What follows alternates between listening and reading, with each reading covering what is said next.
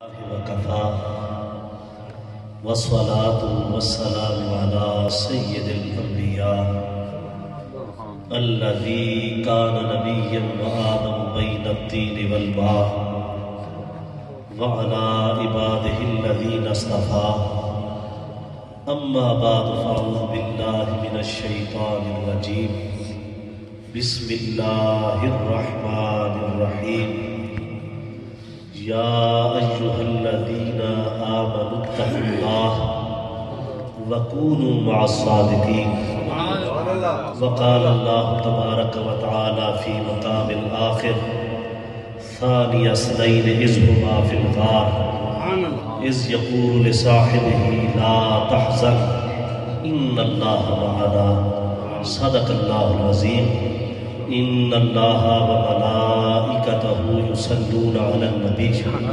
يا أيها الذين آمنوا صلوا عليه وسلموا تسليما بآواز بلند درود پاک پڑھ لیجیے الصلاۃ والسلام علیک وعلى آلك وأصحابك يا سيدي يا حبيب الله ہزاروں درود و ہزاروں سلام بارگاہ محمد علیہ السلام اللہ رب العزت کا شکر ہے جس کی توفیق سے زندگی میں ایک مرتبہ پھر نماز جمعہ کے لیے مسجد میں حاضر ہونے کا موقع نصیب ہوا۔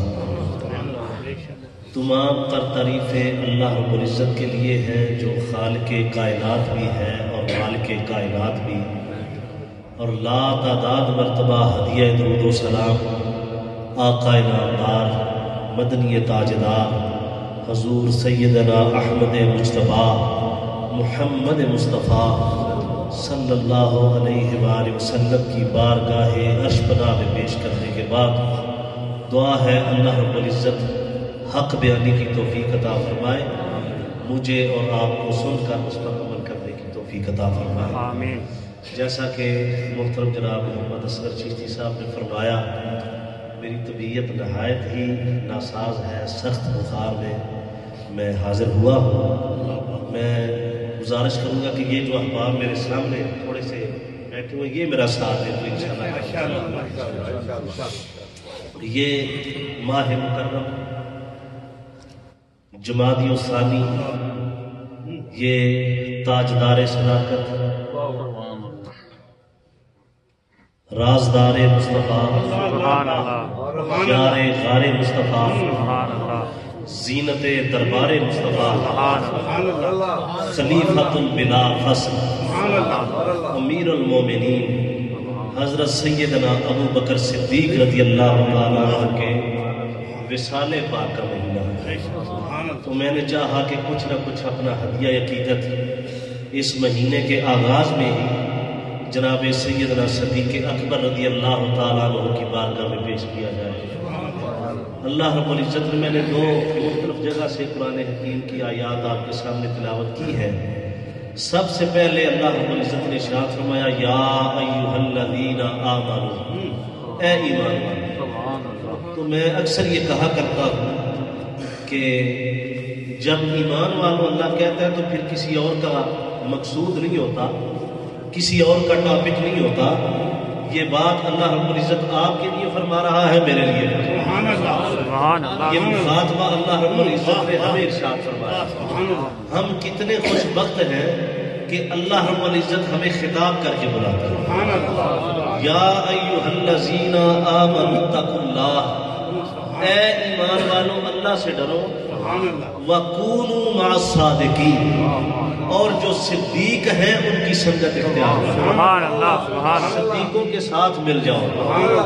میں عمومی طور پر کہا کرتا ہوں کہ جو مشہور صدیق ہستیاں ہیں ہمارے سامنے جن کو صدیق کہہ کے پکارا جاتا ہے، سب سے پہلے ہستی جو ہے وہ حضرت سیدنا ابو بکر صدیق کی، دوسری ہستی حضرت سیدہ عائشہ صدیقہ رضی اللہ عنہ، تیسری ہستی حضرت سیدنا امام جعفر صادق علیہ السلام۔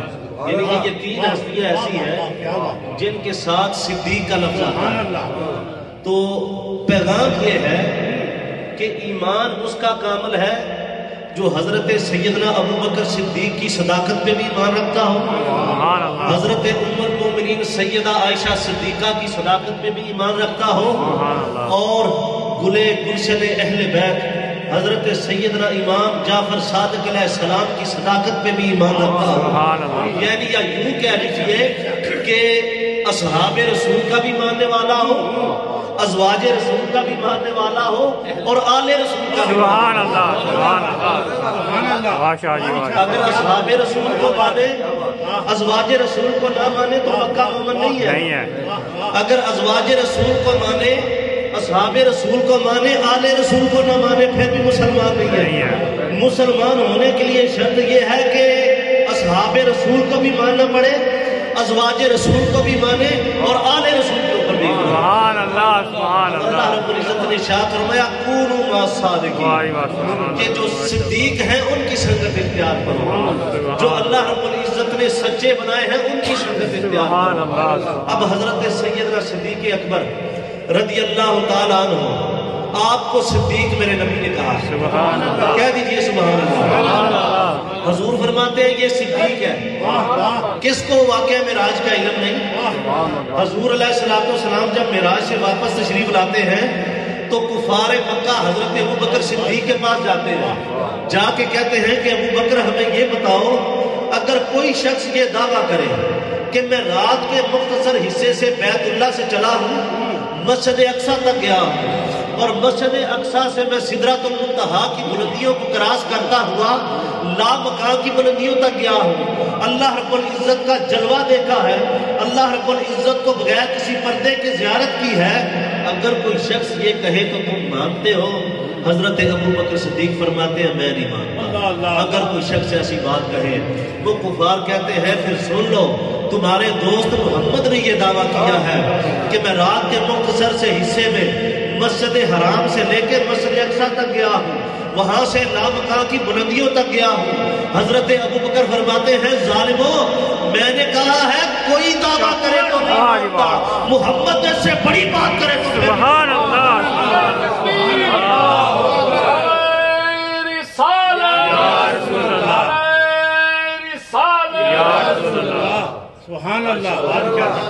جب محمد کے کہنے پہ بن دیکھے خدا کو مان لیا، خدا کو دیکھا نہیں، جس محمد کے کہنے پہ بن دیکھے خدا کو مان لیا، اس کے کہنے پہ یہ کیوں نہیں مانیں گے کہ وہ آسمان سے اوپر عالم بالا میں لامکان کی بلندیوں میں اللہ کا جلوہ دیکھ کر راتوں رات واپس آ گیا۔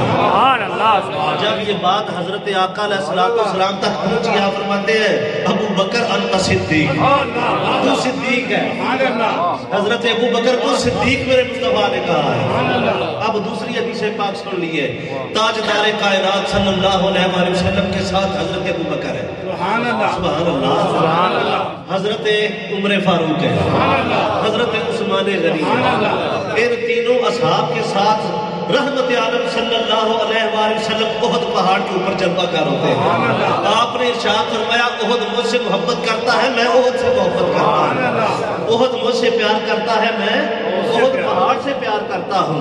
اب رحمت عالم صلی اللہ علیہ وآلہ وسلم جب احد پہاڑ کے اوپر جاتے ہیں، حضرت ابو بکر آپ کے ساتھ ہیں، حضرت عمر آپ کے ساتھ ہیں، حضرت عثمان غنی آپ کے ساتھ ہیں۔ جب حضور کے قدم احد پہاڑ کے اوپر لگتے ہیں، احد پہاڑ نے جنبش کی، سبحان اللہ، ترجمہ کیتا مولویاں نے احد پہاڑ ہی لیا، میں کہا میں نہیں مندا، احد پہاڑ نے جنبش کی تھی، میں کہا میں بھی ترجمہ نہیں مندا، احد پہاڑ نے حرکت کی تھی، میں کہا میں بھی ترجمہ نہیں مندا، انہیں کہا بھی کیڑا مندے ہو؟ میں کہا میرے عقیدے دا امام عشق ہے، میرے مذہب دا امام عشق ہے، میرے مذہب دی بنیاد ادب تے عشق دے اتے قائم ہے، کی مانتے ہو؟ میں کہا گالے نہیں، ادب جڑا نا یہ سارے طریقے دس دیتا ہے۔ اتنے کوئی بندہ ہوئے نا تے جمعہ ہوئے ختم تے فوسٹر تے کھلو جا کے آکھے پوچھ لے ہو جا دوست بھائی کتوں آیا ہے؟ وہ آکھے مکی مسجد جمعہ پڑھن گئے ایسا وہ شاہ نہیں، وہ عرفان شاہ وہ افسر آبادی وہ تقریر پہ کرتا سی نا جمعہ نے پڑھا تو جمعہ پڑھ کے وہ یہ گل کر دیتا ہے۔ ایک اور بندہ اور پوچھتا کہ تو کتوں آیا؟ میں مکی مسجد چوں آیا. وہ اپنے شاہ صاحب نے جناب صاحبزادہ سید عرفان شاہ صاحب آل رسول نے سید زادے نے انہاں جناب جمعہ پڑھایا, بڑا مزہ آیا تے جمعہ پڑھ کے آیا. گل پہلے نے بھی ٹھیک کی, گل دوسرے نے بھی ٹھیک کی تھی, لیکن بولن دے انداز نے او دے اندر دی خباثت کو باہر کڈیا. کہ نبی پاک صلی اللہ علیہ وآلہ وسلم نے جدو احد پہاڑ تے اپنا قدم مبارک رکھیا تو آنے احد ہلیا, احد نے حرکت کی تھی, احد نے جنبش کی تھی. میں آنا نہیں, نبی دی آمد دی خوشی دے اندر احد پہاڑ وجد دے اندر سبحان اللہ, انہیں وجد دے اندر آکے رقص کرنا شروع. اس سے اگلی بات بڑی مزیدار ہے. نبی کریم صلی اللہ علیہ وآلہ وسلم نے اپنی ایڑی احد پہاڑ کے اوپر ماری. توجہ ہے آپ کی؟ ایڑی احد پہاڑ کے اوپر ماری. آپ نے فرمایا او احد, پتھر سنتے ہیں بھائی, پتھر سنتے ہیں. اگر کوئی شخص یہاں سے کہے کسی پہاڑ کے پاس کھڑا ہو کے میرے گھر آ جائے میں پتھر لوانا ہے, آ جائے گا نہیں, بلکہ اہلیہ محترمہ عدالت ٹر جان دی امیر دے کول جان چھڑاؤ تو پاگل ہو گیا ہے. نبی کریم صلی اللہ علیہ وآلہ وسلم نے احد پہاڑ کو کہا کہ احد وجد نہ کر, خاموش ہو جا, اس کو آقا علیہ السلام کی بات کے اندر کی یا رسول اللہ صلی اللہ علیہ وسلم کیا حکم ہے؟ آپ نے فرمایا تیرے اوپر ایک نبی موجود ہے, ایک صدیق موجود ہے, دو شہید موجود ہے. حضرت ابو بکر کو صدیق میرے نبی نے کہا ہے, بلکہ یہ فرمایا کہ دو شہید مراد ہے. حضرت عمر فاروق تھے, حضرت عثمان غنی تھے. ذہن نشین رکھیں کہ میرے نبی کو اپنے امتی کے انجام کی بھی خبر ہے کہ میرے نبی کے, آپ نے فرمایا کہ میرا عثمان بھی شہید ہے, میرا عمر بھی شہید ہے. احد پہاڑ سے کرا کہ احد جنبش نہ کر, حرکت نہ کر, وجد نہ کر, تیرے اوپر اللہ کا رسول کھڑا ہے, تیرے اوپر صدیق موجود ہے, تیرے اوپر دو شہید موجود ہے. سبحان اللہ, کیا بات ہے, کیا جانب جنہاں دی ساری زندگی لنگ جائے حضور دا انتظار کر دیا کہ وجد تے کرنا ہے. سبحان اللہ, صوفی مسلیاں تے بہ بہ کے حضور دی آمد دا انتظار کرنا تے ہر ویلے ہی کہن کدی آؤ غریباں دے محلے یا رسول اللہ, پڑھ پڑھ کدی آؤ غریباں دے محلے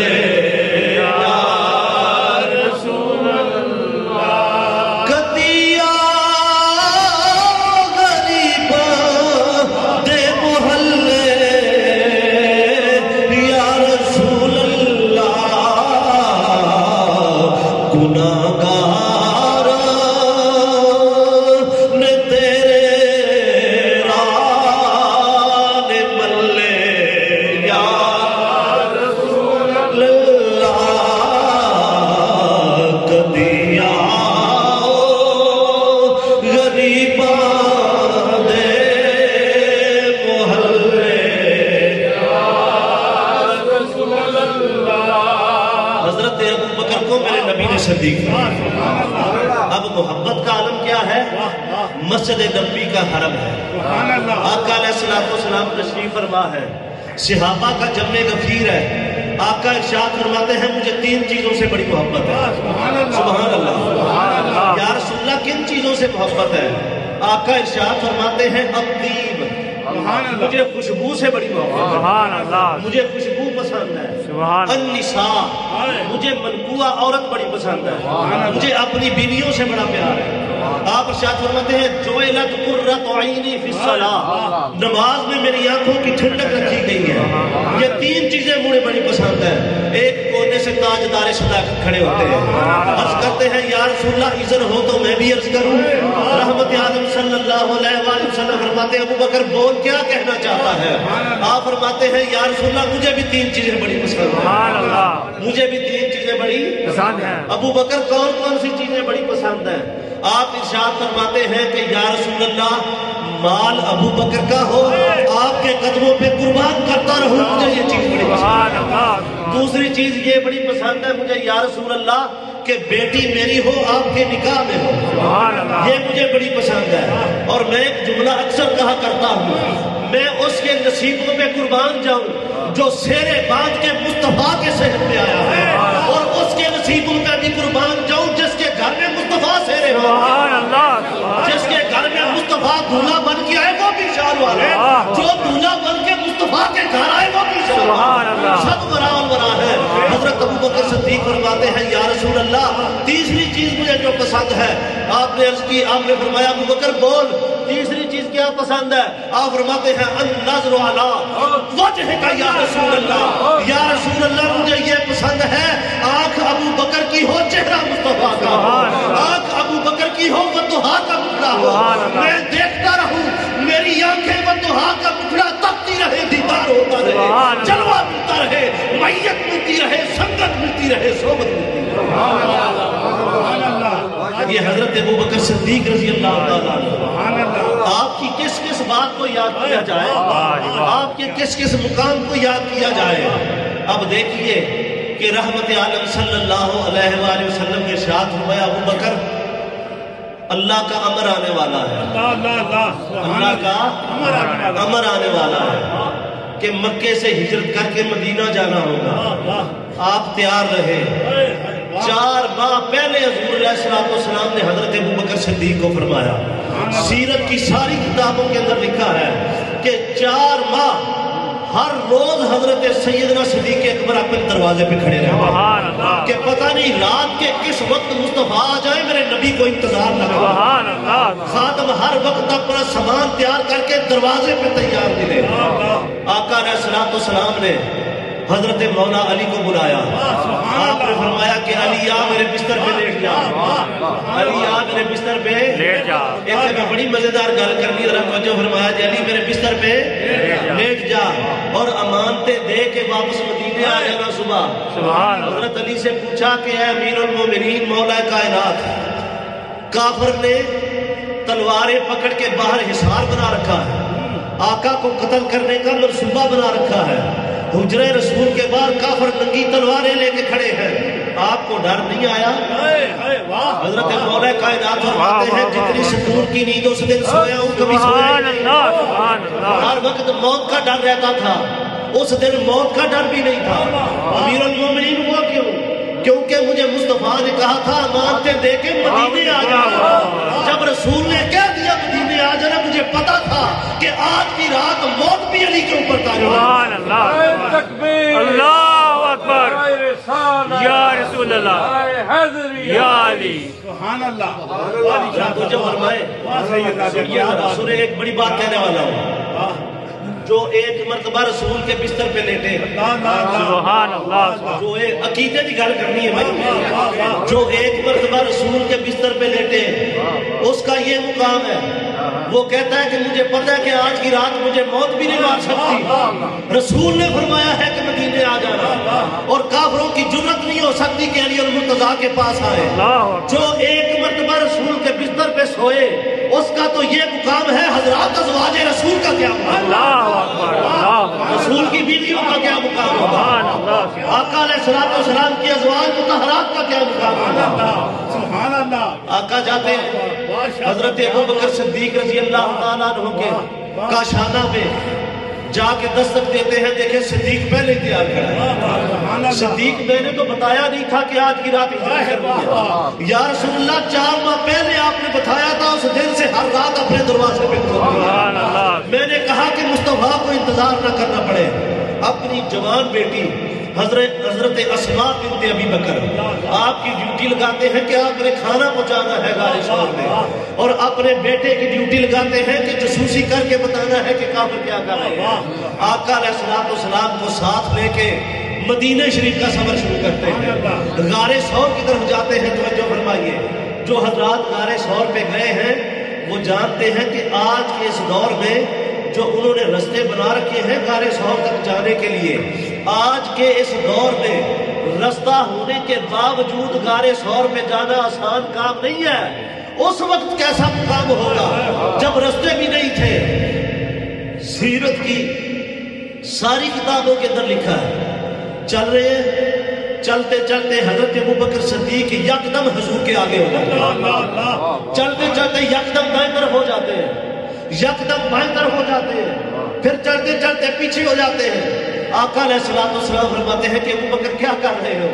اب دیکھیے کشتہ عشق رسول کا جذبہ ایمانی دیکھیے، محبت رسول کا عملی مظاہرہ دیکھیے، یہ چوری کھانے والے مجنون نہیں ہیں۔ حضرت ابوبکر صدیق رضی اللہ تعالیٰ عنہ فرماتے ہیں یا رسول اللہ چلتے چلتے مجھے خیال آتا ہے کہ کہیں دشمن آپ کو سامنے سے حملہ نہ کرے، میں سامنے آ جاتا ہوں کہ پہلے ابوبکر کی چھاتی پہ پھر مجھے خیال آتا ہے کہ دشمن دائیں طرف سے حملہ نہ کرے، میں دائیں طرف ہوتا ہوں کہ پہلے ابوبکر کو نقصان پہنچے، پھر مجھے چلتے چلتے خیال آتا ہے کہ دشمن پیچھے سے حملہ نہ کر دے، میں پیچھے کی طرف ہو جاتا ہوں کہ یا رسول اللہ پہلے ابوبکر کو نقصان پہنچے، پھر حضور علیہ السلام تک دشمن آئے، میں آپ کی جان کی حفاظت کے لیے کبھی آگے ہوتا ہوں، کبھی پیچھے ہوتا ہوں، کبھی دائیں ہوتا ہوں، کبھی بائیں ہوتا ہوں۔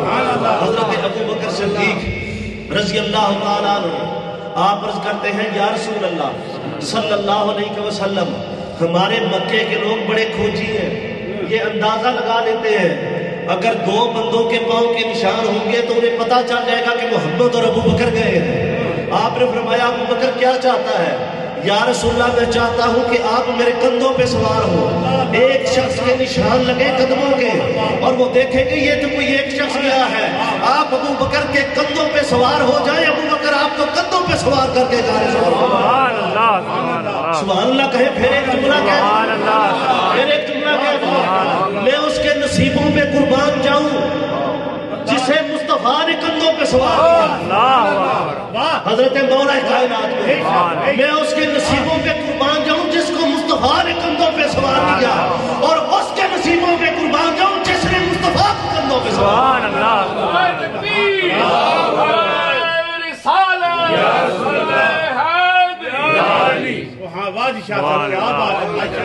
اب جب غار ثور کے پاس پہنچتے ہیں ذرا توجہ فرمائیے گا، غار ثور کے پاس جب پہنچتے ہیں تو حضرت سیدنا ابوبکر صدیق رضی اللہ تعالیٰ آپ فرماتے ہیں یا رسول اللہ صلی اللہ علیہ وسلم آپ باہر تشریف رکھیے، میں غار کے اندر جاتا ہوں اور دیکھتا ہوں کوئی موذی جانور اگر ہے تو پہلے ابوبکر کو نقصان پہنچا، میں اس کا انتظام کرتا ہوں۔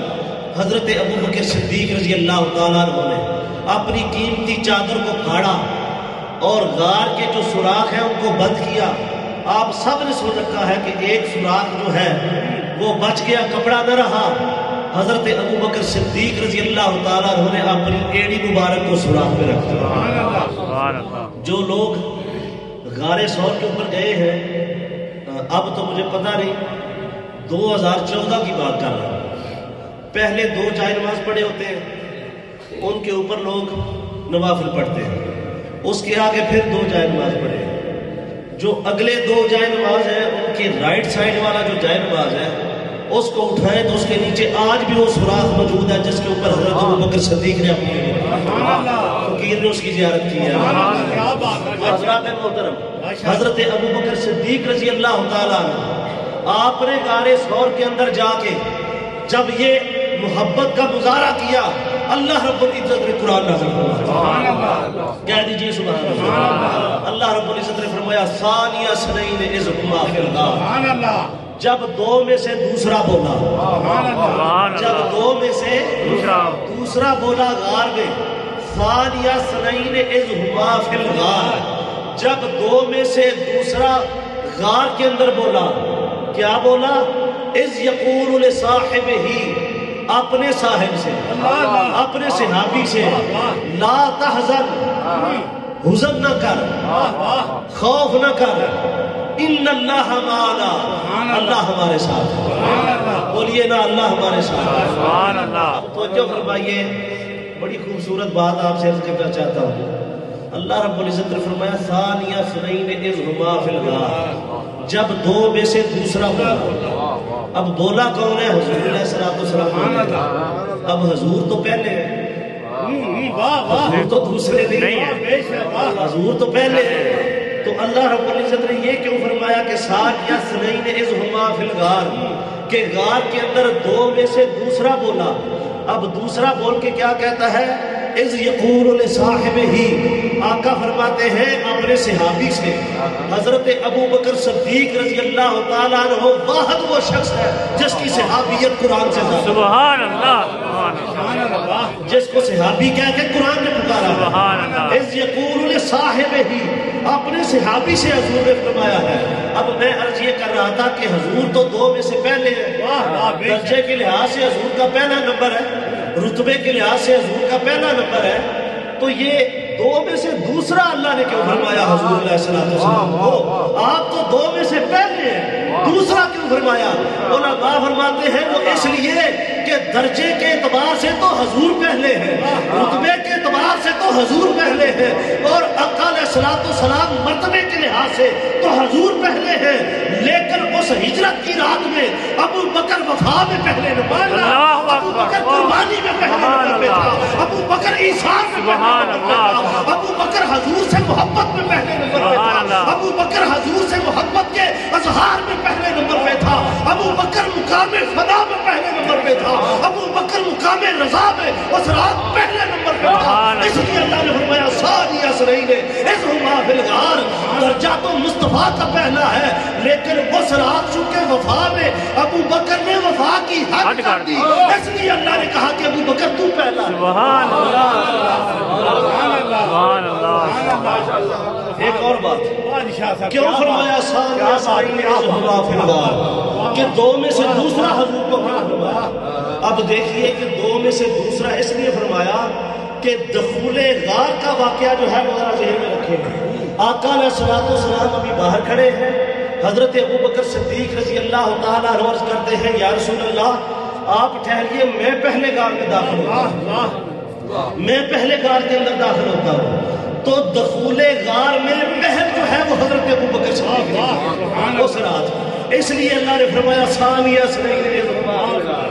اس رات ابو بکر پہلے نمبر پہ ہے, مصطفیٰ دوسرے نمبر پہ ہے, اور درجے کے اعتبار سے نہیں, درجہ تو مصطفیٰ کا زیادہ ہے, رتبہ تو کملی والے کا زیادہ ہے. آقا علیہ السلام نے فرمایا اذ یقول. اب یہ دیکھیے یہاں پہ بڑا مزیدار اللہ رب العزت کا انداز تکلم بڑا خوبصورت ہے. اللہ رب العزت نے اگلی بات جو ہے وہ ہو بہو وہ کہہ دی جو حضور نے فرمائی تھی. پہلے فرما دیا ثانی اثنین اذ ہما فی الغار, کہ غار میں دو میں سے دوسرا بولا. یہ کلام اللہ ہے, یہ اللہ کا کلام ہے. آگے اذ یقول لصاحبہ, یہ فرمان مصطفیٰ ہے کہ اپنے صحابی سے کہا لا تحزن, حزن نہ کر, غم نہ کر. اب یہاں پہ شائبہ یہ ہوتا ہے کہ حضرت ابو بکر صدیق رضی اللہ تعالیٰ عنہ کچھ مغالطہ ذہنوں میں آ جاتا ہے کہ انہیں اپنی جان کی فکر تھی, اپنی جان کا غم تھا, تو اس لیے وہ غم زدہ ہوئے. یہ بات سیرت کی ساری کتابوں کے اندر موجود ہے, اور سارے مکاتیب فکر جو ہیں انہوں نے اپنی کتابوں کے اندر یہ لکھا ہے کہ حضرت ابو بکر صدیق پریشان ہوئے. آپ کا پریشان ہونا ثابت ہے بے شک بے شک کہ آپ اس رات پریشان ہوئے, اس لیے آقا نے فرمایا لا تحزن, کہ ابو بکر غم نہ کر. اب علماء فرماتے ہیں کہ حزن ہوتا ہے, غم ہوتا ہے کسی کی جان کا, خوف ہوتا ہے اپنی جان کا, غم ہوتا ہے کسی کی جان کا. آقا نے فرمایا لا تحزن, غم نہ کر. اس وقت ابو بکر کو غم تھا لیکن مصطفیٰ کی جان کا, ابو بکر کو غم تھا لیکن مصطفیٰ کی ذات پاک کا, ابو بکر کو پریشانی تھی لیکن مصطفیٰ کی ذات پاک کی پریشانی تھی. کہ ابو بکر کو جو مرضی ہو جائے, بھئی اگر اپنی ذات کی پریشانی ہوتی تو غار میں کیوں داخل ہوتے ہیں, کیوں سانپ جو ہے وہ ڈنگ مارتا؟ اپنی ذات کی تو پریشانی نہیں تھی, پریشانی مصطفیٰ کی ذات کی تھی, غم مصطفیٰ کا تھا, محبت مصطفیٰ کی تھی. حضرت ابو بکر صدیق رضی اللہ تعالیٰ عنہ نے فرمایا کہ یا رسول اللہ مجھے آپ کی ذات بابرکات کا غم ہے کہ کافر آپ کو نقصان نہ پہنچائے. سبحان اللہ. سبحان اللہ. اور اگلی بات سن لیجیے, بادشاہ صاحب کیا بات ہے, ماشاء اللہ معنا, سبحان اللہ, ان اللہ, بولیے نا ان اللہ. اللہ رب العزت نے فرمایا کہ پھر حضور نے کیا فرمایا حضرت ابو بکر سے, اللہ اللہ اللہ, کہ ابو بکر غم نہ کر, اللہ ہمارے ساتھ، اللہ ہمارے ساتھ، بولیے اللہ ہمارے ساتھ۔ اگر حضور فرما دیتے کہ اللہ میرے ساتھ ہے تو قیامت تک کے لیے لوگ باتیں کرتے بھئی دیکھیے نا اللہ تو حضور کے ساتھ تھا، ابو بکر کے ساتھ تو نہیں تھا۔ آقا علیہ السلام نے قیامت تک کے لیے آنے والوں کے منہ بند کر دیے اور قرآن نے مور ثبت کر دی، فرمایا ان اللہ معنا، ابو بکر اللہ تیرے ساتھ بھی ہے، مجھ محمد کے ساتھ بھی ہے، اس لیے میری جان کا غم نہ کر، تیری قربانی قبول ہو گئی، تیری وفا قبول ہو گئی، تیرا مقام قرب جو ہے وہ فنا ہو گیا، تجھے مقام معیت مل گئی، مقام فنائیت مل گیا کہ محمد مصطفیٰ تیرے اوپر نازل ہوا۔ سبحان اللہ، سبحان اللہ ہمارا، سبحان اللہ، کہ اللہ ہمارے ساتھ ہے، سبحان اللہ، بولیے اللہ سبحان اللہ، ہمارے ساتھ۔ اب یہاں ایک بڑی خوبصورت بات یہ ہوئی کہ میں مختصر کرتا ہوں، واقعہ بڑا لمبا ہے۔ 3 راتیں آقا علیہ السلام نے کیا فرمائی غار صاحب؟ کتنی راتیں؟ 3 راتیں۔ 3 راتیں کیا فرمانے کے بعد نبی کریم صلی اللہ علیہ وآلہ وسلم مدینہ شریف کی طرف نکلتے ہیں، اللہ، اور مدینہ شریف میں جب داخل ہوتے ہیں بخاری شریف کے الفاظ ہیں کہ جلسنا ابا بکر للناس، کہ آقا علیہ السلام جو ہے وہ تشریف فرما ہوئے بیٹھے رہے، اور وقام ابی بکر اللہ، للناس، سبحان اللہ، اور حضرت ابو بکر صدیق لوگوں کے لیے کھڑے ہو گئے۔ سبحان اللہ، میں بڑی خوبصورت بات عرض کرنے لگا ہوں، آپ کی توجہ چاہوں گا۔ سبحان اللہ، اب جو حدیث کی کتابوں کے اندر لکھا ہے وہ یہ لکھا ہے کہ حضرت ابو بکر صدیق کھڑے ہو گئے۔